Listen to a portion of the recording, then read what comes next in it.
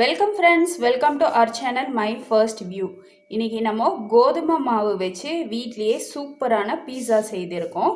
எப்படி பண்ணுறதுன்னு பார்க்கலாம் ஃப்ரெண்ட்ஸ். வீடியோவை ஸ்கிப் பண்ணாமல் பார்த்தீங்கன்னா மட்டும்தான் நான் செய்தது போலவே டேஸ்டியான பீஸா நீங்களும் செய்து அசத்த முடியும்.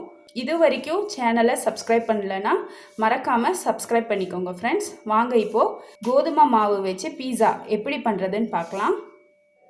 இங்கே நம்ம ஒரு மிக்சிங் பவுல் எடுத்திருக்கோம். இதில் பார்த்திங்கன்னா 220 கிராம் அளவுக்கு கோதுமை மாவு, அதாவது 1 கப் அளவுக்கு கோதுமை மாவு எடுத்திருக்கோம். இப்போது இதுக்கு தேவையான அளவு உப்பு சேர்த்திடலாங்க. இதோட அரை டீஸ்பூன் அளவுக்கு பேக்கிங் பவுடர் சேர்க்குறேன். இதோட ஒரு 1/4 டீஸ்பூன் அளவுக்கு பேக்கிங் சோடா சேர்க்கலாங்க. நம்ம முதல்ல சேர்த்தது பேக்கிங் பவுடர், ரெண்டாவது சேர்த்தது பேக்கிங் சோடா. முதல்ல இது எல்லாத்தையும் நல்லா ஈவனாக கலந்து விட்டுறலாம். அடுத்ததாக நம்ம இது கூட கொஞ்சம் கொஞ்சமாக தயிர் சேர்த்து பிசைஞ்சுக்கலாங்க.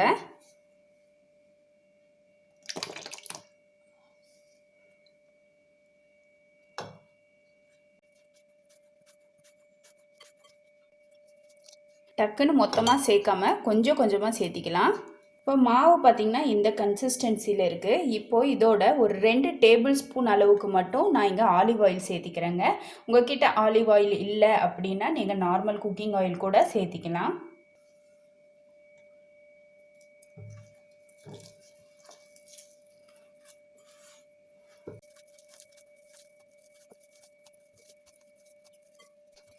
நல்லா பிசைஞ்சாச்சு. அதாவது இந்த மாவு எப்படி இருக்குது அப்படி பார்த்திங்கன்னா பூரி மாவு பதமும் இல்லாமல் சப்பாத்தி மாவு மாதிரி கெட்டியாகவும் இல்லாமல் ரெண்டுக்கும் நடுவில் இருக்குது. நீங்கள் ஈஸ்ட் போடுறதா இருந்தால் நீங்கள் இதுக்கு ரெஸ்டிங் டைம் கொடுக்கணுங்க. இதில் நம்ம ஈஸ்ட்டு சேர்க்கலை, பேக்கிங் பவுடரும் பேக்கிங் சோடா தான் சேர்த்திருக்கோம். இது அதோட ப்ராசஸை ஸ்டார்ட் பண்ணிடும். இதை நீங்கள் 10 நிமிஷம் ரெஸ்டிங் டைம் கொடுத்தீங்க அப்படின்னா உங்களுக்கு அந்த ப்ரெட்டாட்ட அந்த பஃபினஸ் வராது. இப்போ இதை ரெண்டாக டிவைட் பண்ணிக்கலாம். பார்த்திங்கன்னா ஒட்டுற மாதிரி தான் இருக்குது. இங்கே நம்ம ஒரு கடாயில் சால்ட் போட்டு சூடு பண்ணிகிட்ருக்கோங்க. இது பார்த்திங்கன்னா இது எனக்கு வேஸ்ட்டான கடாய் தான், அதனால தான் நான் இதுலேயே பண்ணுறேன். இது நான்ஸ்டிக்கு இப்படி யூஸ் பண்ணக்கூடாதுன்னு நீங்கள் சொல்லுவீங்க, அதுக்காக நான் இப்போவே சொல்லிடுறேன். இங்கே நம்ம ஒரு பிளேட் மாதிரி ஒன்று எடுத்துருக்கோம். இதில் கொஞ்சமாக நான் ஆலிவ் ஆயில் சேர்த்திக்கிறேன். சேர்த்து சுற்றிலும் ப்ரஷ் பண்ணிக்கிறேங்க. இந்த ரவுண்ட் எந்த சைஸ் இருக்குதுன்னு கனெக்ட் பண்ணிக்கோங்க. இப்போ நம்ம இதை அந்த சைஸுக்கு திரட்டிக்கலாம்.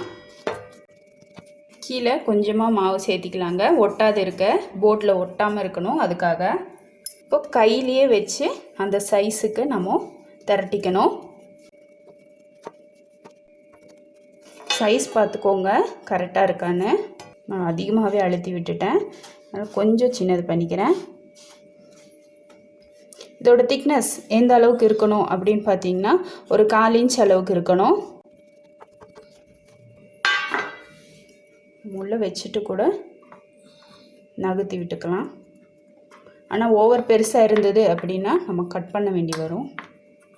இப்போ இந்த லைட்டாக நம்ம விரல்கள் இருக்குது இல்லைங்களா, லைட்டாக இது போல் அழுத்தி விட்டுறணும். இது போல் ஃபோர்க் இருந்தால் குத்தி விட்டுருங்க. பாப்பப் ஆகி ஓவராக உப்பி வராமல் இருக்கிறதுக்காக.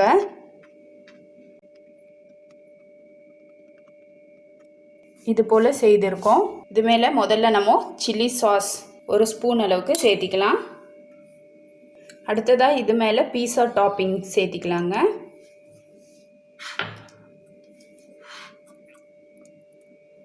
ரெண்டையும் நல்லா கலந்து விட்டுறலாம்.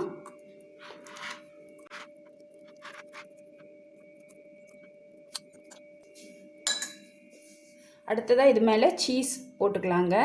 என்கிட்ட மொசரலா இல்லை, என்கிட்ட இருக்கிற அமுல் சீஸ் தான் நான் சேர்க்குறேன்.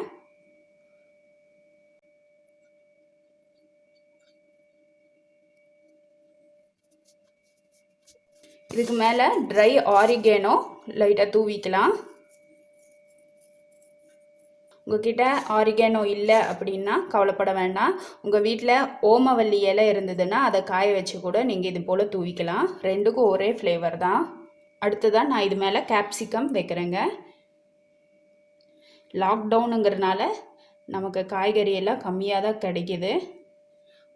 எனக்கு இங்கே பச்சை கலர் தான் கிடச்சிது. உங்களுக்கு 3 வண்ணத்தில் கிடச்சிதுன்னா நீங்கள் எல்லா கலர் கேப்சிகமும் யூஸ் பண்ணிக்கோங்க. நான் இங்கே அடுத்ததாக வெங்காயமும் சேர்க்குறேன். வெங்காயம் பார்த்திங்கன்னா க்யூப்ஸாக கட் பண்ணியிருக்கோம்.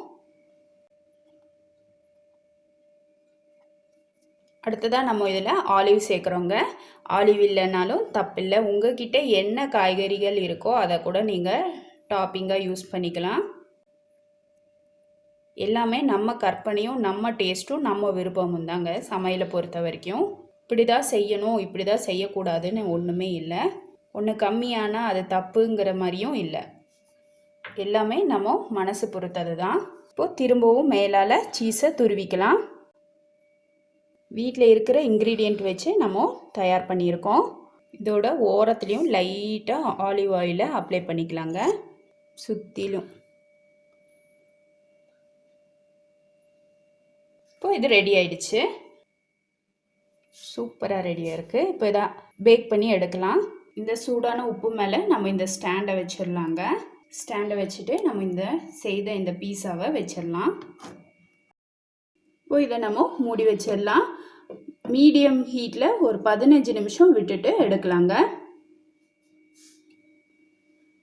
வாவ், பீஸா ரெடி ஆயிடுச்சுங்க. இப்போ நம்ம பீஸாவை எடுத்துடலாங்க. இது போல் சைடெல்லாம் லைட்டாக தள்ளி விட்டுருங்க. பார்த்திங்கன்னா பிளேட்டில் ஒட்டவே இல்லை. இப்போ நம்ம இதை கட் பண்ணிடலாம்.